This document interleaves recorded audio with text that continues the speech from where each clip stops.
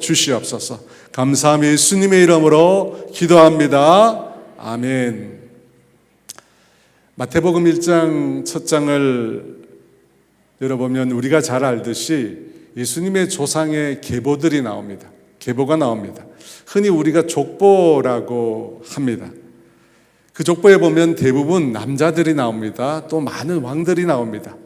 그런데 그 족보에 5명의 여인이 등장합니다. 여러분 성경을 잘 보면 5명의 여인이 나와요. 그런데 그 여인들은 하나같이 아주 민망하고 매우 수치스러운 인물들입니다. 다말이라는 여인은 유다의 며느리인데 시아버지 유다의 대를 이었던 여인입니다. 시아버지 유다의 대를 이었습니다.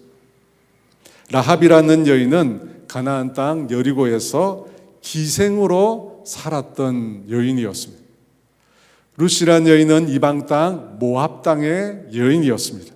그리고 우리가 익히 아는 우리아의 아내는 다윗 왕에게서 솔로몬을 낳은 여인이었습니다. 여러분, 이 여인들은 도덕적으로 윤리적으로 본받을 만한 구석이 전혀 없는 그런 여인들이었습니다. 그럼에도 이 4명의 여인들은 5번째에 비하면 어쩌면 더 나은 사람일지 모릅니다. 왜냐하면 5번째 마리아라고 하는 여인은 누군지도 모르는 사람의 씨를 받아 처녀로서 아이를 잉태했기 때문입니다. 성경에 기록될 당시 처녀가 아이를 갖는다라고 하는 것은 수치를 넘어서 돌을 맞을 일입니다. 여러분, 남자 없이 여인이 아이를 임신한다. 이것은 지금이나 그 옛날이나 우리가 받아들이기 매우 어려운 일입니다. 불가능한 일이에요. 일어날 수가 없는 일입니다. 그건 지금 우리만 그렇게 생각하는 것이 아니라 당시 마리아의 남편이 될 요셉도 마찬가지였습니다. 여러분, 마리아가 자신이 임신한 사실을 요셉에게 알리지 않았을까요? 그렇지 않습니다. 요셉에게 알렸습니다. 마리아는 분명히 자신이 성령으로 잉태했다고 요셉에게 그 사실을 알렸습니다. 성령으로 잉태를 했다는 것. 하지만 요셉은 그 말을 있는 그대로 받아들이기 매우 어려웠을 것입니다.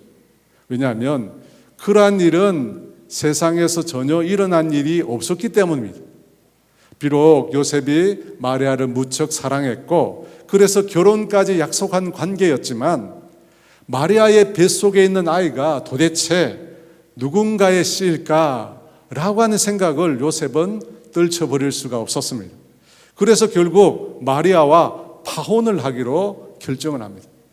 여러분, 그때 하나님이 보내신 사자가 꿈속에서 요셉을 만나게 됩니다. 오늘 말씀의 20절에 보니까 이 일을 생각할 때 주의 사자가 현몽하여 이르되 다윗의 자손 요셉아, 내 아내 마리아 데려오기를 무서워하지 말라. 그에게 잉태된 자는 성령으로 된 것이라. 여러분, 꿈속에 하나님의 사자가 나타나서 요셉에게 마리아가 성령으로 잉태되었다고 동일한 말을 전해주었습니다. 성령으로 잉태되었다. 여러분, 도대체 무슨 말입니까? 마리아가 잉태된 생명은 인간에게서 나온 것이 아니라는 뜻입니다. 인간 남녀를 통해서 온 것이 아니라 하나님께로부터 성령으로, 하나님의 영이신 성령으로 직접 왔다는 것입니다. 인간의 속성을 입지 않고 신성을 가진 하나님께서 인간의 몸을 통해서 잉태되셨다는 것입니다. 여러분, 이것이 성령으로 잉태되었다는 뜻입니다. 우리는 그것을 가리켜 성육신이라는 표현을 사용합니다. 여러분, 그렇게 나신 예수님은 그러면 신이십니까? 아니면 인간입니까? 하나님이십니까? 아니면 인간입니까? 예수님은 늘 자신을 가리켜 하나님이라고 이야기하셨습니다. 요한복음 10장 30절에 나와 아버지는 하나이니라. 나와 하나님의 아버지는 하나라고 얘기합니다. 나를 본 자는 아버지를 보았거늘 어찌하여 아버지를 보이라 하느냐. 주님은 예수님은 자신을 본 자는 하나님 아버지를 보았다고 이야기합니다. 여러분, 분명히 이것을 보면 예수님은 자신을 하나님이라고 말씀하신 것입니다. 그 사실을 유대인들이 들었습니다. 그리고 이렇게 반응했습니다. 요한복음 10장에 보니까 31절 33절에 유대인들이 다시 돌을 들어 치려 하거늘 예수께서 대답하시되 내가 아버지로 말미암아 여러 가지 선한 일을 너희에게 보였거늘 그 중에 어떤 일로 나를 돌로 치려 하느냐. 유대인들이 대답하되 선한 일로 말미암아 우리가 너를 돌로 치려는 것이 아니라 신성모독으로 인함이니 내가 사람이 되어 자칭 하나님이라 함이로다. 여러분, 이 말씀을 보면 분명히 예수님은 자신을 하나님이라고 주장하신 것입니다. 그러기에 유대인들이 돌을 들어서 예수님을 치려고 하신 것입니다. 사람으로 하나님이라고 주장하니까 그것이 하나님께 신성모독이 된다는 것입니다. 그렇다면 예수님이 주장한 자신이 하나님이라고 한 말은 맞는 말일까요? 아니면 틀린 말일까요? 예수님의 이 주장은 우리로 하여금 둘 중에 한 가지 선택만을 가능하게 합니다. 무엇입니까? 정신이 이상하거나 아니면 자신이 주장한 대로 정말로 하나님이신 것입니다. 여러분, 다른 가능성은 없습니다. 자신을 가리켜 하나님이라고, 하나님과 하나라고, 나를 본 자는 하나님 아버지를 보았다고 말했으니까 그 말대로 하나님이든지 아니면 정신병자든지 둘 중에 하나입니다. 스스로 자신을 하나님이라고 믿는 자이든지 아니면 정신이 나간 사람이든지 둘 중에 하나라는 것입니다. 여러분, 예수님께서 이 세상에 계실 때 예수님께서 행하신 일들을 보면 그분이 과연 정신이 이상한 사람일까? 정신이 이상한 사람이 이런 일을 할 수 있을까라고 하는 의문을 갖게 됩니다. 예수님께서 이 땅에 계시면서 하신 일이 뭡니까? 사람들에게 가르치고 사람들을 고치고 복음을 전하셨습니다. 여러분, 예수님의 가르침은 모든 사람들로 하여금 매우 깊은 영적인 깨달음을 얻게 하는 말씀이었습니다. 예수님께서 이런 말씀들을 하셨습니다. 심령이 가난한 자는 복이 있나니 천국이 저희 것임이라. 누구든지 내 오른뺨을 치거든 왼편도 돌려대라. 공중의 새를 보다 심지도 않고 거두지도 않고 창고에 모아 들이지도 아니하되 너희 하늘 아버지께서 기르시나니 너희는 이것들보다 귀하지 아니하냐. 내일 일을 위하여 염려하지 말라. 내일 일은 내일이 염려할 것이요 한날의 괴로움은 그날로 족하니라. 비판을 받지 아니하려거든 비판하지 말라. 무엇이든지 남에게 대접을 받고자 하는 대로 너희도 남을 대접하라. 수고하고 무거운 짐진 다들아 다 내게로 오라. 내가 너희를 쉬게 하리라. 여러분, 이와 같이 수없이 놀라운 교훈들로 예수님은 지친 인생들의 마음을 위로해 주셨습니다. 또 예수님은 병자들을 보실 때 그 병자들을 그냥 지나치지 않으셨습니다. 그들의 아픔을 함께 공감하셨고 그들을 위로해 주셨고 더 나아가서 그 병자들을 치료해 주셨습니다. 누구나 손을 대기 싫어했던 나병 환자에게조차 예수님은 손을 대시면서 그를 낫게 해 주셨습니다. 또 중풍병자를 고쳐주셨고 보지 못하는 자를 보게 만들어 주셨습니다. 귀신 들린 자에게서는 그 귀신을 쫓아내어 주셨습니다. 풍랑치는 바다 위에서는 풍랑과 그 바람을 꾸짖으시며 그것들을 잠잠하게 만드셨습니다. 오병이 얼어는 5천 명의 사람들을 먹이셨고 죽은 과부의 아들을 살려내셨습니다. 사랑하는 나사로를 죽은 지 나흘 만에 또한 살려내셨습니다. 예수님의 옷단 끝에 손을 댄 12년 혈루증 여인은 그 즉시로 그 병에서 낫게 되었습니다. 또한 예수님은 자신이 말씀하신 대로 무덤에 머물지 않고 죽음에서 다시 살아나셨습니다.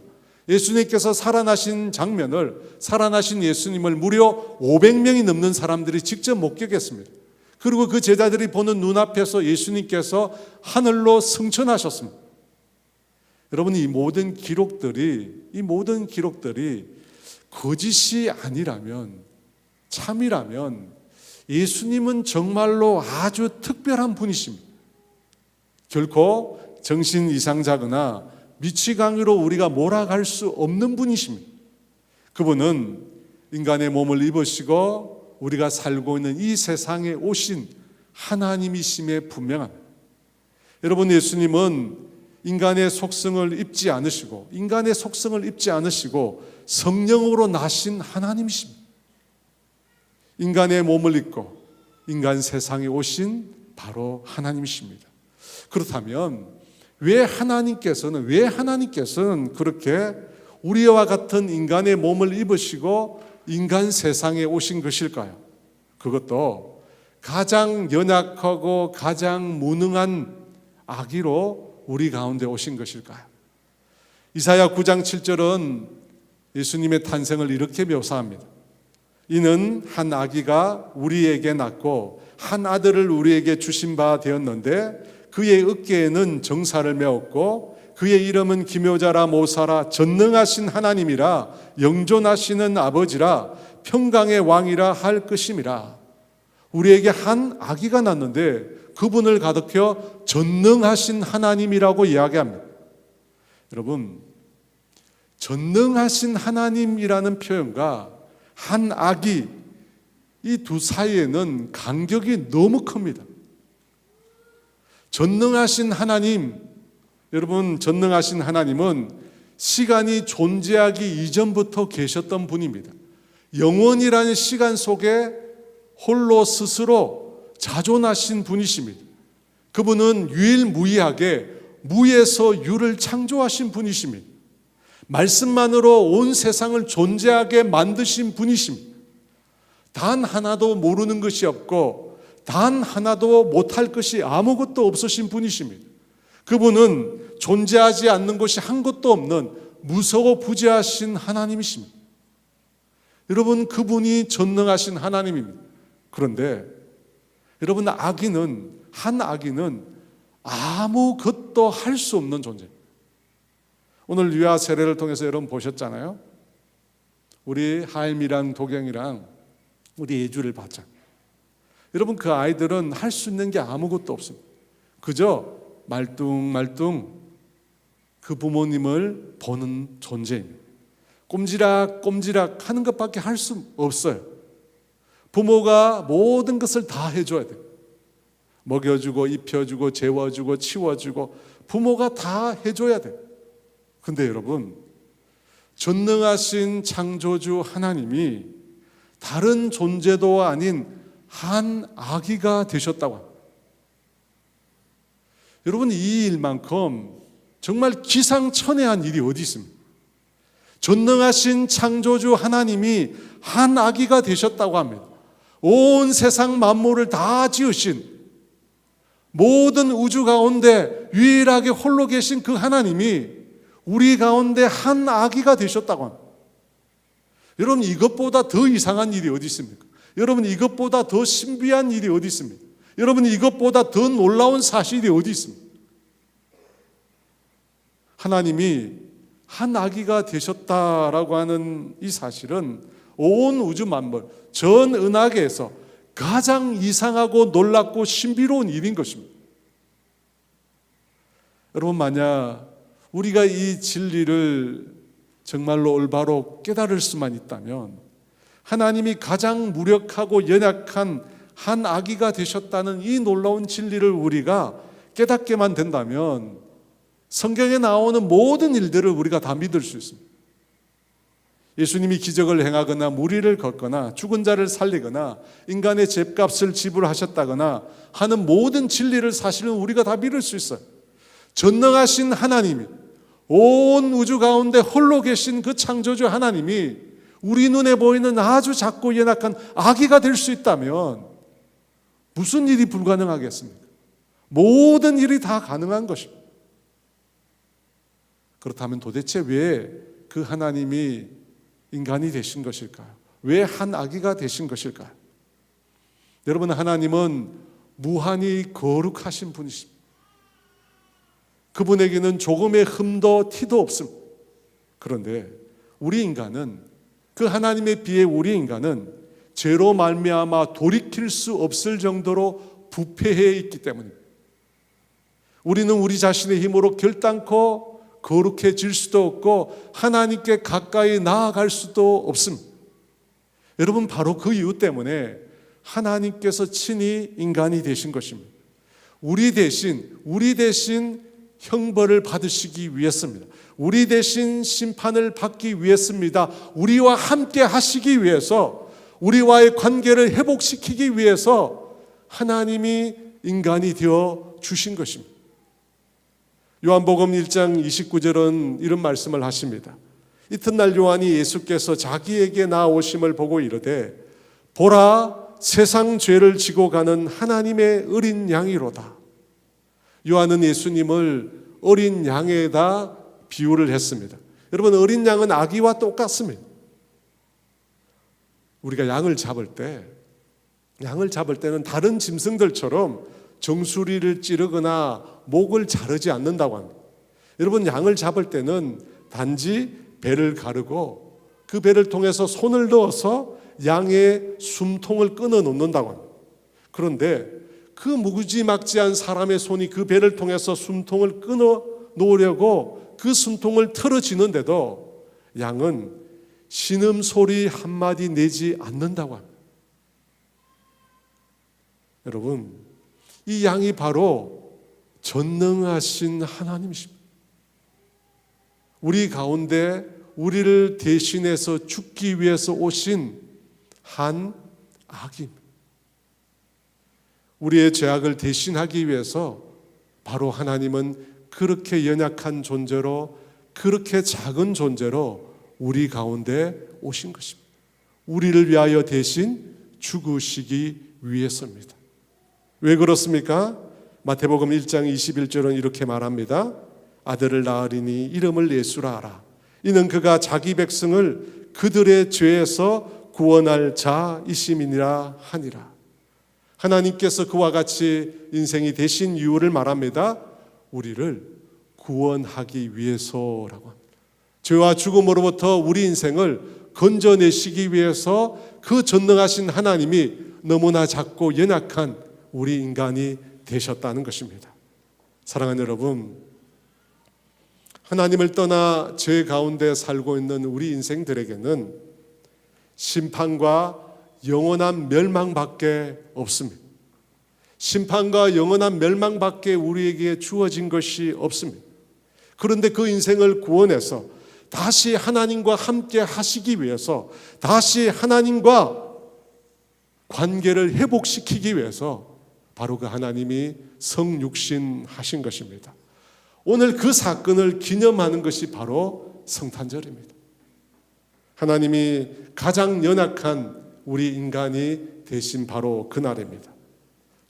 어둠 속에 있는 우리 인생들에게 빛이 되어 주시기 위해서 주님은 오늘 저와 여러분에게 찾아오신 줄 믿습니다. 그 하나님의 은혜, 그 하나님의 사랑을 기억하며 오늘 그 하나님을 찬양하고 경배하는 우리 모두가 되기를 소원합니다. 여러분, 이 시간 다 같이 일어나서 우리가 방금 불렀던 천사들의 노래, 이 노래를 부르며 하나님을 찬양하기를 원합니다.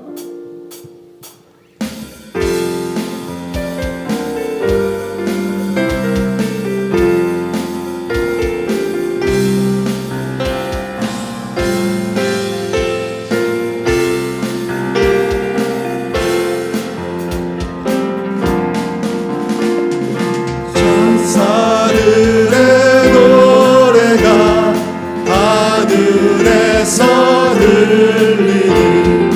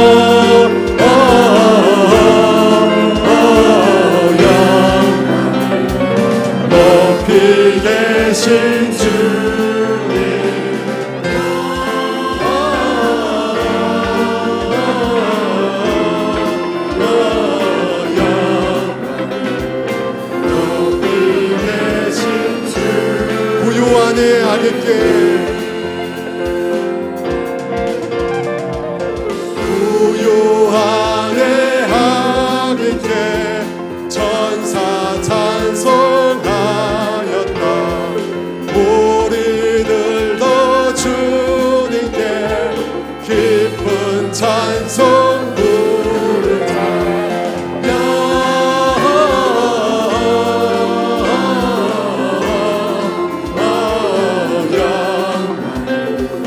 높이 계신 주께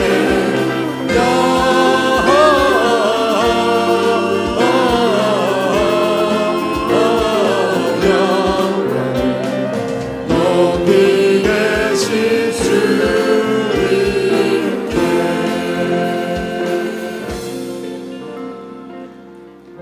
여러분 말씀을 생각하시면서 딱 한 가지만 위해서 기도했으면 좋겠습니다.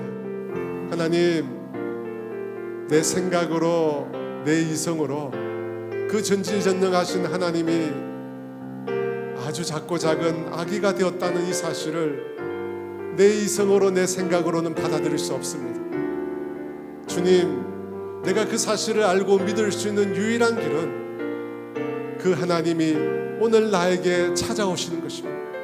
주님, 이 시간 내 마음을 엽니다. 내 마음을 엽니다. 주님, 내 영혼 가운데 주님 찾아와 주시옵소서. 그래서 왜 그 하나님이, 그 전지전능하신 하나님이 왜 아기가 되셨는지 그 사실을 깨닫게 하여 주시옵소서. 영원히 멸망의 길을 가는 내 인생을 구원해 주시기 위해서, 하나님의 사랑을 깨닫게 해 주시기 위해서 오늘 나에게 찾아오셨다는 사실을 하나님, 내가 영으로 깨달을 수 있도록 오늘 나에게 찾아와 달라고 우리 주여 함께 부르며 기도합니다. 주여.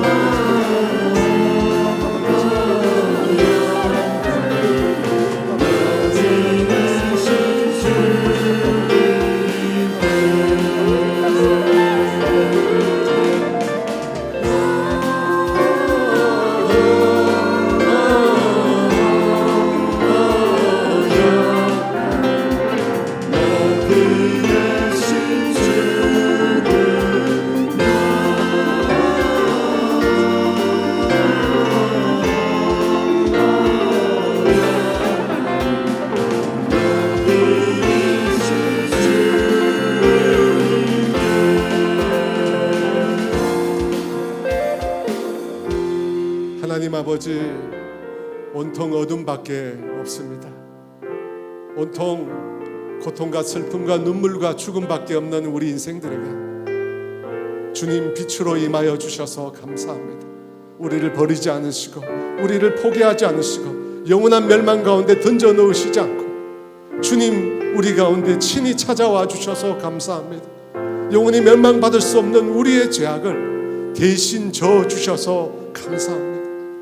주님, 그 희생과 주님이 흘리신 그 십자가의 그 눈물과 고통 때문에 내가 이제 주님의 자녀가 되었습니다. 내가 이제 영원히 살 수 있는 영원한 천국을 얻는 천국 백성이 될 수 있었습니다. 주님 감사합니다. 주님, 도저히 받을 자격이 없는 우리 인생들에게 이 놀라운 구원을 선물로 주셔서 감사합니다. 하나님, 이 선물, 이 은혜 날마다 기억하며 그 주님 찬양하고 경배하고 그 주님만 높이는 우리 모두가 되게 하여 주시옵소서. 지금은 우리 주 예수 그리스도의 은혜와 하나님의 다함이 없는 사랑하심과 성령님의 교통하심과 인도하심과 위로하심, 하나님의 놀라운 선물인 구원을 우리에게 주신 그 하나님을 기억하며 평생 그 주님만 찬양하고 예배하기로 결단하는 사랑하는 성도들 위해 이제로부터 영원토록 함께 하시기를 간절히 축원하옵나이다.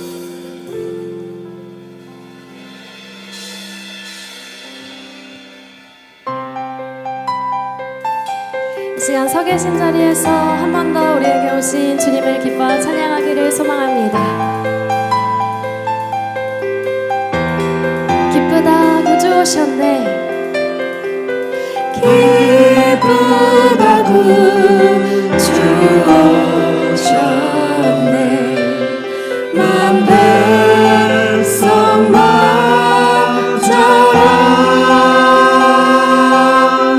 온 교회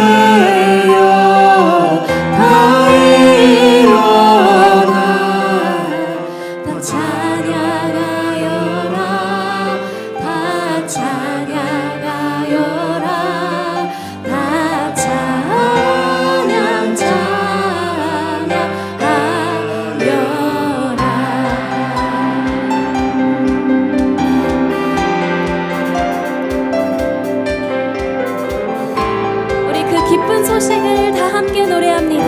구세주 탄생했으니 구세주 탄생했으니